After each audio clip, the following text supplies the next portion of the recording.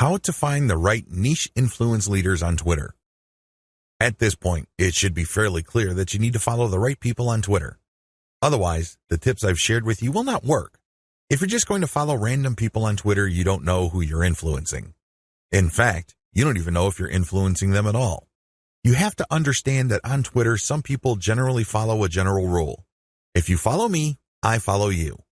Nowhere in this does it say they're actually interested in what you have to say. That's a big problem.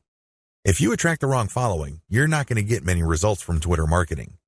In fact, the results you get would be the same as if you did not do Twitter marketing at all. That's a waste of time. You need to find real people. You also need to find real influential people. This isn't bad enough. You need to find real influential people in your niche. How do you do this? Here's my step-by-step guide. Pay attention to their biography. Look at their bio. Is it on point? Does it indicate the persona of a person who is truly interested in your niche? This is crucial. If there are no niche-related keywords there, or it's not obvious that this person is part of your target demographic, and it's not some sort of passionate or credible enough authority in your niche, then this is probably the wrong person. You may be barking up the wrong tree. Look at their follower-to-following ratio. This ratio is simple. Look at the number of people this person follows and look at the number of people following this person. If this person's followers greatly outnumber the accounts this person is following, chances are this is a real account. It is not some bot that is fully automated. Instead, this person actually has influence because for how many people he or she is following, he is followed by hundreds if not thousands of more people. This is very important. If it turns out that the number of people following this person is pretty much the same as the number of persons he is following, it's probably not a good idea to follow that person. This person is probably just using some sort of software to take advantage of the fact that when you follow people, they follow you back. Some of them follow you back. Pay attention to their level of engagement.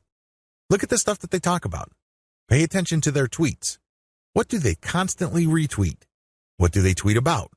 Are they talking about the same stuff most of the time? Does their account get a lot of retweets and posts, retweets and engagements? Do they get a lot of favorites?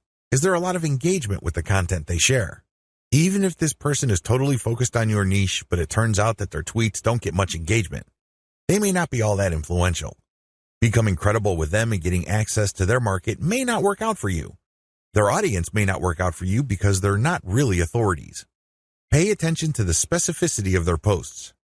Look at their posts. Here's a rule of thumb. If 80% or more of their posts have something to do with your niche, follow them. Follow them if all the other points I raised above apply.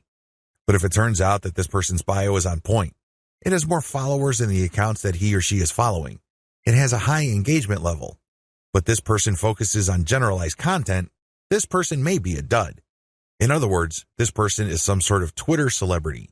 This person is only an authority because of their personality and not much else. They're not an authority because they focus on a niche. They're not an authority because they are truly passionate about a niche.